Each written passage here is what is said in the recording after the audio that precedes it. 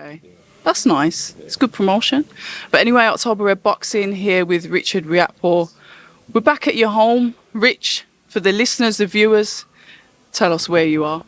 So right now, we're at the Boxing Centre of Excellence in Loughborough University. New type of gym. You know, as you can see, 2 rings, amazing facilities, and you know, just give a big. I want to give a big shout out to everybody that's been behind this project, Joe, Rich, and everybody else. Man, it's amazing. What do you think? I love it. But tell us about this place, because you've been here coming on 2 years. It's had a massive refurb. If you could ever see how it was before to how it is now, massive changes. What is it about this? I'm going to call it kind of like a fitness facility with rings. What is it about this place that makes you want to stay and train here? I think it's just how professional this environment is. You know, I'm coming from a place where, you know, I was boxing. I was in London most of the time. I won the British title. At that time, I didn't have, you know, a proper S&C. I didn't have a nutritionist, analyst, nothing. I didn't have nothing really. I didn't even have a physio. But we ended up, you know, capturing that. But then I had to kind of assess, like, look, how far do you want to go? You know, I had people in my team asking me, how far do you want to go? And do you think that team that you have is enough for you to even challenge or even compete at the world level? And I was honest, I said no. So, okay, let's change it. And now we're here. I like it. And to be fair, the past 2 years have been an absolute roller coaster for you, but a good one.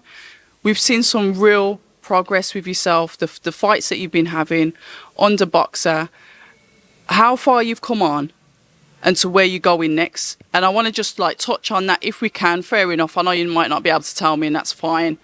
But we want to see what's happening with Richard Riakporhe, and I'll tell you why. I've been one of these that's been quite advocate-y for you. I've been one of these that's been shouting the loudest, saying what's happening with Richard Riakporhe. You know, he's signed to Boxer, very active. We saw him out all the time. Then all of a sudden, obviously, Boxer have signed Lawrence Okolie, world champion, and it's kind of like, well, okay, where's Richard? So what is happening with Richard Riakporhe?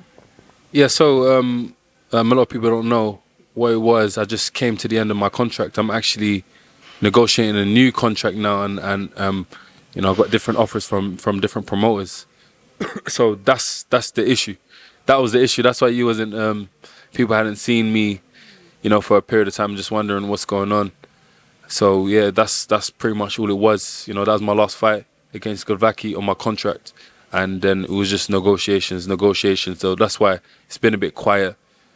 But you know, we're working in the background. We've got some good offers and stuff. So we're just literally going through them with the lawyers and my brother Patrick. So that's all it is. See, so my spidey senses were kicking in for a reason then, because I didn't know that you were coming to the end of the contract. I thought it maybe would have been, say, like a 5-year deal you signed up. Because remember when we was back over at was it the Intercontinental? No. What was that hotel opposite the SSE Arena, the AO Arena? The first time Hilton. we did the Hilton. I remember you said you signed this deal with Boxer, Sky Sports. So I thought that was going to be like 5 years. 5-year deal?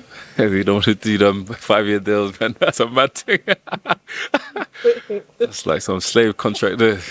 But you know, we did a good deal. You know what I mean? It's nice, and it's I had a lot of power on my contract. You know, they left themselves vulnerable at their end, and obviously I was in a very good position, and you know, everybody's happy. Everybody got what they wanted out of it. So, you know, it's on to the next now, and let's see what we can muster up. That's what I've always liked about you. You've always been kind of like business-minded about everything. You don't look at it as like, I just need to have the fights. You kind of like took on that management role yourself and started to look at it, you know, and a panoramic view, and said, I've got to make sure all of these things are in place. So looking after yourself, we hear it so much. You've got, you know, Joshua Boatsi that's like said, the reason why I did this is because I wanted more control. I wanted to see what was going on.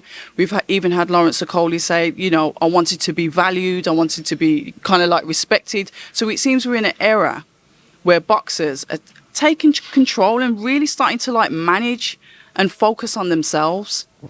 Yeah, I think it's important. You know, I'm a young man. You know, I need to take things into my own hands, take control of things. I can't be relying on on another man that's got another family and other things and other businesses to control my business, my life, you know, to an extent, because I'm putting everything into this, and people just can't be trusted to do that. You know, sometimes I go on the internet and I have a look at what's going on, and some of the things I see, I'm just shocked. I can't believe people are still in certain situations. It's crazy, but each to their own, I guess. But you know me, I got a great team. I got people behind the scenes that are just doing a lot for me, helping me out. I got my brother there, got my man Duncan. I got other people that's helping me realize and you know, put things into place so things are slightly easier for me. You do need a team at the same time, even though I run my own business, but you do need a team to help so I can focus on what I need to do. So we talk about then what's being next for you. It's, you know, it's one of the things that I've advocated for. It's nice to see you have a world title shot. I almost thought that you was going to fight Lawrence Okolie. Obviously, he's fighting Okolie Billam-Smith now. And it seems as if I've spoken to Ben and he was like, well, you know, we're going to get Richard in for a world title and then possibly go for a unification. That's fine. But when are we going to start to see this ball rolling for you, Rich? Because I think you're at that point now. Remember, you said you wanted to go up to heavyweight. You said you don't want to sit around and wait for the politics at cruiser. So what is the kind of like immediate strategy? Because it kind of like is at the moment. Well, we want to go for world titles this year. We were definitely going to be fighting for world titles this year. We're going to win them, and we're going to move up. Simple. I think with the cruiserweight division, it's a bit funny. You know what I mean? It's a bit funny. You know, you got, you know, certain champions. It could be a bit more exciting, but you know, there's champions that don't want to fight.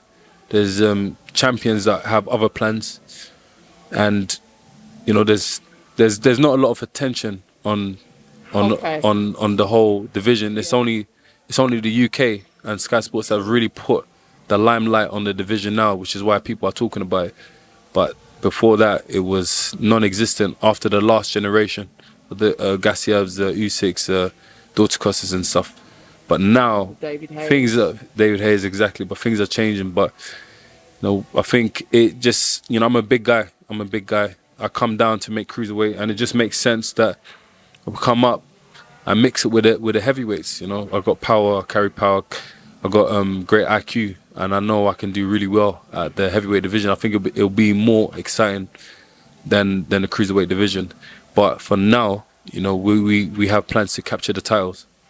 We talk about that, and you've mentioned that, you know, sometimes fighters don't want to fight you, etc. Lawrence has been quite open, and he's still not convinced after everything that you really want to fight him. He said, I've signed to fight Chris, I've signed to fight Richard. He's quite adamant on who he wants to fight. But he said he's still kind of like not convinced that you want to fight him. I mean, what are your thoughts on that? He can think what he wants, you know. I guess me, you know, it's long to go back into the history, but the people that know, they know, you know, what it is. You know, I'm a fighter. I've fought about 5 people in the top 10 in the UK. You know, he hasn't done that, and that's for a reason. That's why I see it. You know, that's for a reason. That's why people, if you check the comments, people are saying he's ducking. You know what I'm saying? I think it's like a renewed energy, but he had to do it.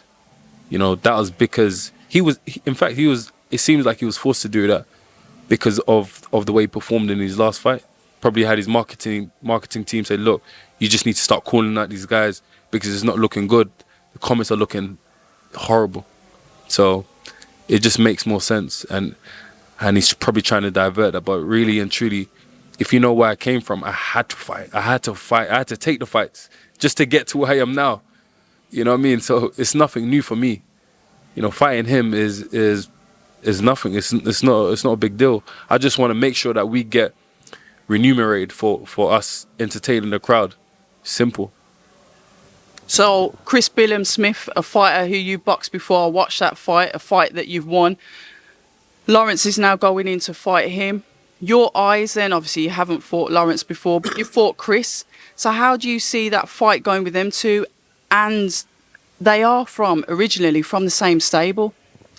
Yeah, it's an interesting fight. A lot of people don't know, but we were actually gonna fight CBS instead of Glavaki on the Chris Eubank undercard. I don't know, things fell through. You know, I don't know why, but we were, you know, we really wanted that fight. And, you know, it was a chance for him to redeem himself, isn't it? Because he lost against me. He thinks he beat me. So we gave him an opportunity. They didn't, I don't know, I don't think they wanted it. And then we gave them another chance to even, we was even actually planning to go to Bournemouth as well to fight him.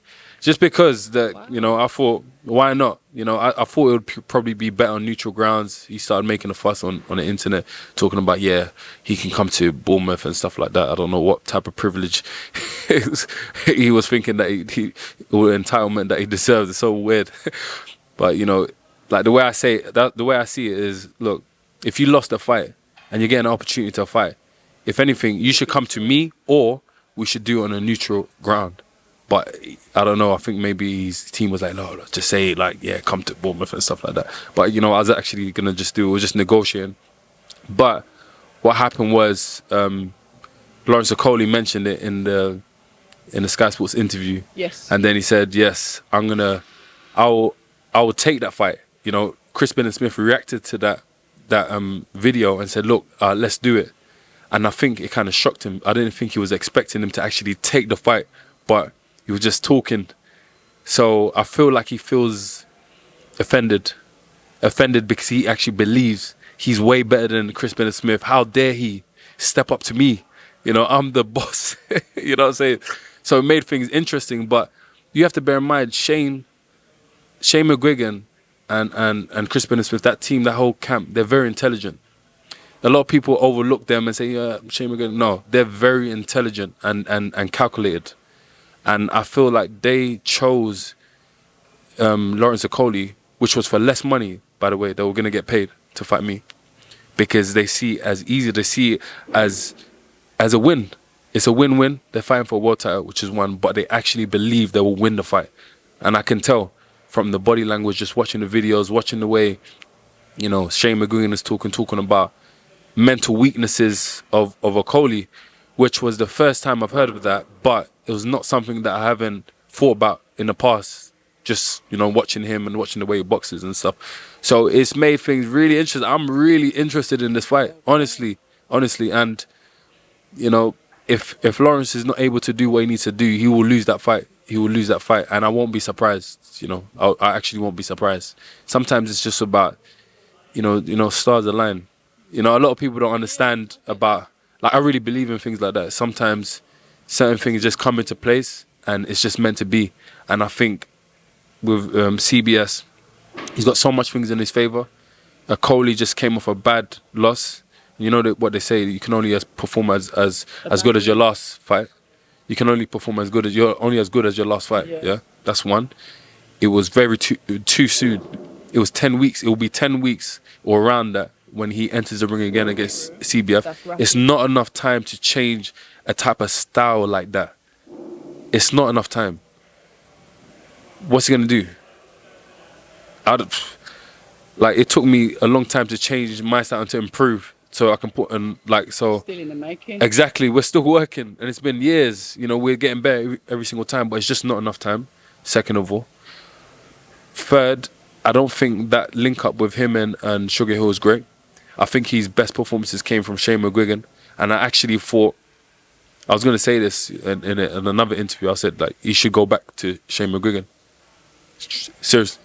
Especially if he wants to compete with me, he should definitely go back to Shane Mcguigan, which is why everybody started turning the tables when they thought Okolie would win a big fight against Riakporhe. Okolie would win. Now it's like, I'm not too sure now. People are definitely, you've seen, there's been a shift. There's been a big shift. Yeah, people are starting to say, I don't know now. I really don't know. I saw the polls. It's like 70-30. Yeah. You know what I'm saying? That's changed quickly. 70-something, 20-something. I'm like, shit, that's crazy. Excuse my language. But yeah. And then another thing is at his home. Yeah. Is that his home? Home advantage. You know, there's a home advantage. Chris Billam-Smith has mentioned a lot. Yeah, you know, let's do it at home. Even when we were talking in talks, saying, like, he would come out in some interviews and talk about how we should do it at home. He should come to Bournemouth. Richard Riakporhe should come to Bournemouth. And I'm like, bro, you're trying to get all the advantages, isn't it? you know, it is what it is, isn't it? Anything to win. And you know, that's gonna play in his favour, 100%.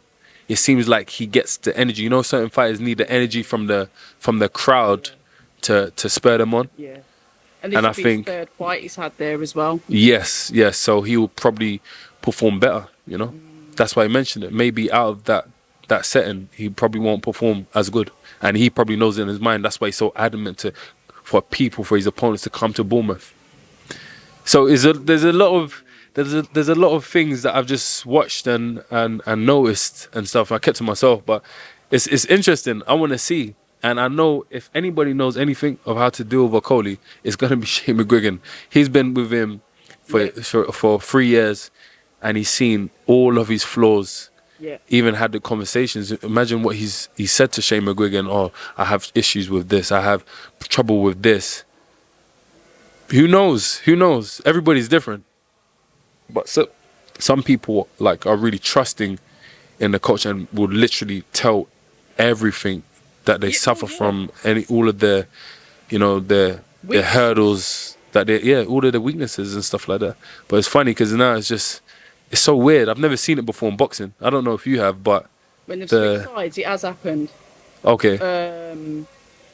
When Lennox Lewis lost, don't quote me on this, didn't he go to the trainer that, I'm sure it's happened, I know it's happened before. He wanted someone to train him for the man that beat him. I remember like De La Hoya. Okay. I might be wrong. I remember De La Hoya went to Floyd's Floyd Senior to train, but I don't think it was against that fight. It was against Floyd, but it was for another fight. Yeah, but it's stable, mate. It's a bit interesting, and I think that probably caused some real issues between the relationship between him and his father.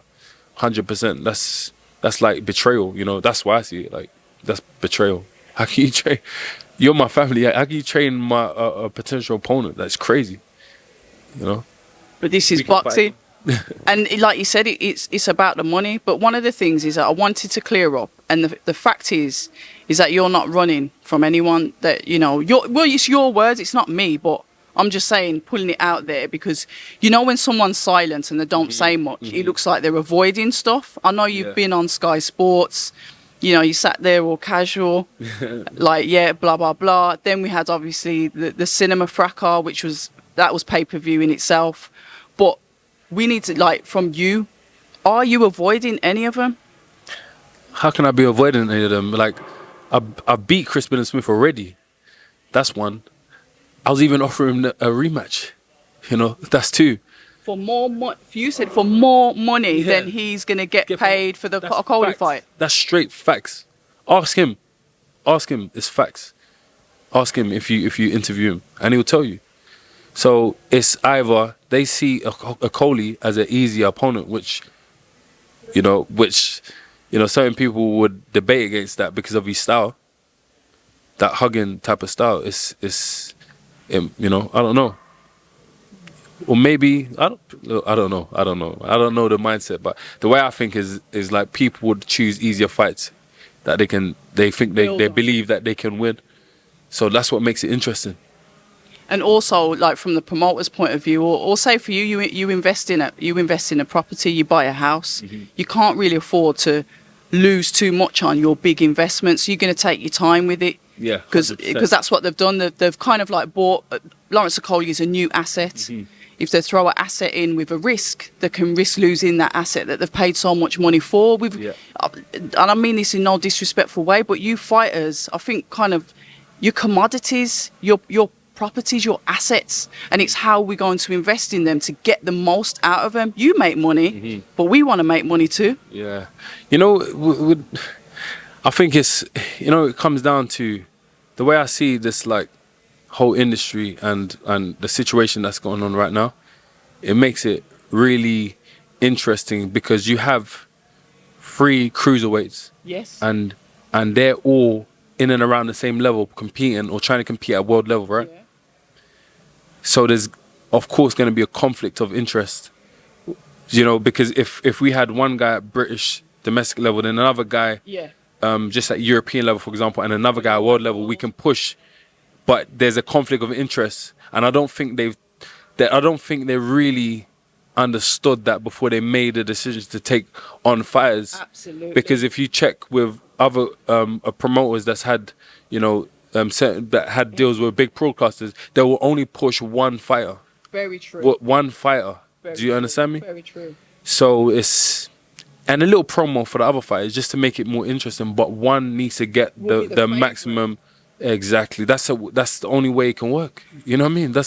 But now it's confused the public because one person got like a lot of attention and the next person got attention. It's like, what's going on?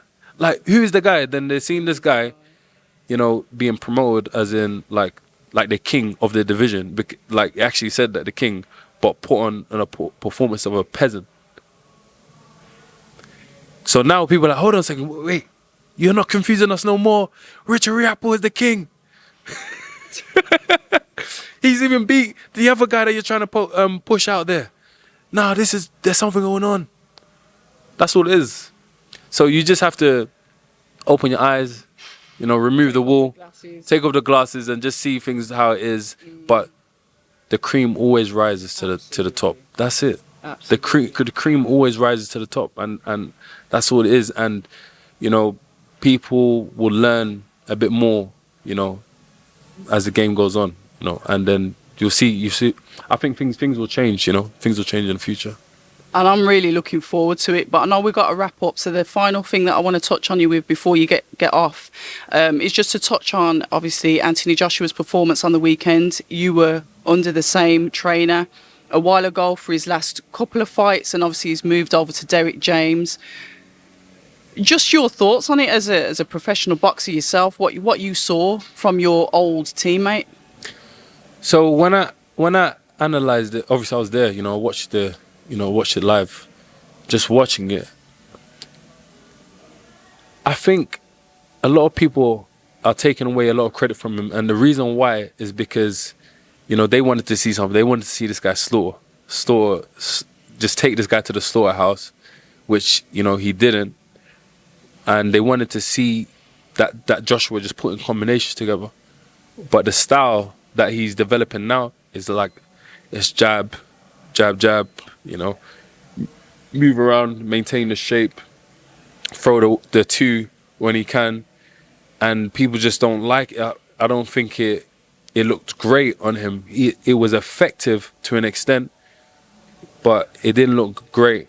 But when you take the opponent into consideration, people are disrespecting Franklin. Franklin is actually a dog. Yes, he is. Franklin was a dog, and he was a cow puncher, which made him a bit more hesitant to commit.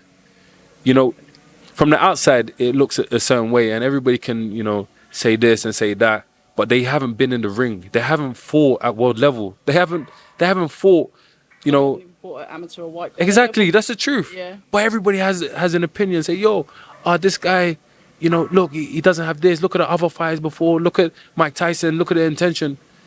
Times have changed and things are different now. And I'm not taking away that from everybody.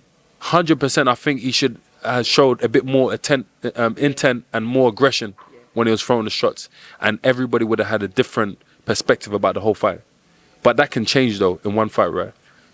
I can box like kind of cautious and then go in the next fight, and then everybody will be silent. They'll be like, yeah, I like this AJ. Because with Usyk too, I think that was his best performance that I've seen. It was clean. It was clean, decent defense, throwing shots, intention, banging, like throwing shots. This guy's a banger, and he was letting his hands go. Whereas here with this fight, is a different type of style. But when you're changing coaches, what do you expect? Look at Okolie change coach. Look what we saw. It was horrific. You know what I'm saying? The way he's moving for a world champion is horrible. Seriously. And I don't even like to judge fight because I'm a fighter myself. But it's true. You could just check the comments. But changing coaches and stuff, there's pros and cons. There's always going to be pros and cons. When I changed with Angel, people were saying the same thing. I don't like this. I don't think this is a style. I don't think this is working. That's what people were saying on the internet. I don't think this is gonna work. You were a good fit. You're a good fit. But now they're starting to see the development. You don't see it straight away. And with certain coaches, it doesn't even gel. It doesn't mold really well. So with AJ, I think if he shows a bit more aggression and more intention in the next fight, then nobody will be saying anything. I think he'll be great. And you know, Franklin is a serious counter puncher. Every time he was thrown, even when he was committing with the two, he was getting shot straight back. Bam, bam, bang. Coming in with the threes. Yeah, it takes. If you're getting counter punched every time you throw, how would you have the confidence to keep on throwing or even committing properly when you know something's coming back and you're not that fast to deal with a problem? What are you gonna do? You're gonna be like a bit hesitant, not going in, because you know if you miss, you're gonna get clocked a couple times as well. And that's exactly what he said in his post fight. He said he had to calculate the risk because, like I said, he hurt him with a lovely body shot. It was beautiful body shot. We saw Jermaine kind of like wince and drop, and I said, well, why didn't you follow through? He said, I'm mindful of what's coming back. He's a counter puncher. I know when I hit him with several shots or hit him with one shot, he's coming back with twos, threes, and fours. Simple. It's facts. So facts. So he boxed him in a certain way. And he won the fight, so that's good. You know, a lot of the fans sometimes they want to see blood, but unfortunately, you can't do that with certain fighters. Sometimes you have to be very calculated, very intelligent, and you have to be cautious because you can get yourself in a big trouble. So, you know, he did what he needed to do. You know, on to the next, and you know, it is what it is. I would advise him to just show a bit more intention and aggression in the next fight. That's the only thing I would say. I love the jabs. I loved like the way he was moving. Maybe change a few looks, and that's it, man. He did what he needed to do. You know, I feel sorry for Josh because he has even though he's not the champion, he has so much pressure on him because of where boxing is right now. Boxing is in a it's not in a great place, to say the least. And it's in a world of its own where it's like it's under the microscope because it's a big community for us, but it's a small community when it comes to the eyes and the criticism on the sport. Yeah. So we've got a man that's basically the poster boy for boxing. Yeah. The poster boy for boxing, still marketable, still got endorsement deals with big brands, still making money. So everybody's always watching him, but they feel like he's a shell of his former self, and it must be tough. People can talk about, yo, if I was there, I'll do this and this. Bro, you haven't been in this man's shoes. You don't know what pressure he's facing. You know, you don't know what he's going through in his mind, bro. Don't comment. Just leave. Don't comment, because if he was in the situation, and I'm talking about as boxers, boxers that are commenting on this, it will be a different story. With me, I don't have no pressure. I started boxing late. You know what I'm saying? It's a whole different scenario for me. I started boxing so late. They said I wouldn't get past British level. That's the comments. I used to get grilled. But here I am now. We're talking top 5 in the world. You know what I'm saying? People saying this guy is the best cruiserweight fighter in the world. Trust me, you're going to see soon. Like people making videos and stuff and putting it out there. So, you know how things can change. But look, I see myself as an overachiever. I don't... You know what I'm saying? Well, theoretically, you shouldn't even be here. That's the reality, though. That's the reality. That's why I always smile. Yeah. I'm always happy. You know, we just, everything is a win-win. Like people will never understand because they don't know where I'm coming from. Everything is a win-win. So it's a whole totally different mindset from a man that's like supposed to be putting boxing on a map, and everything is dependent on the way he performs and how boxing is perceived. Bro, it's a lot. It's a lot to deal with, man. It's a lot to deal with. So I think people need to cut the man some slack, or just try to put yourself in his position and kind of understand, you know, what he might be going through, what, you know, the pressures on him, you know? He made money, but, you know, he's still in there. He's still fighting. Money can't buy you happiness, you know? He's still in there, and he still has the pressure on him, you know? Minutes. Yeah, finally, sorry. When can we see you out? This is what we're waiting for. When can we see Richard Riakporhe out? 100% before the summer, and big fights this year. Big fights. So you're not going to be pleased. Stay tuned. World title championship fights. You know what I mean? We're going for gold. We want all the gold, all the readies. And there you have it, Team Riakporhe in the house. We stay loyal. It's been an absolute pleasure, Rich. Always a pleasure. It's all love.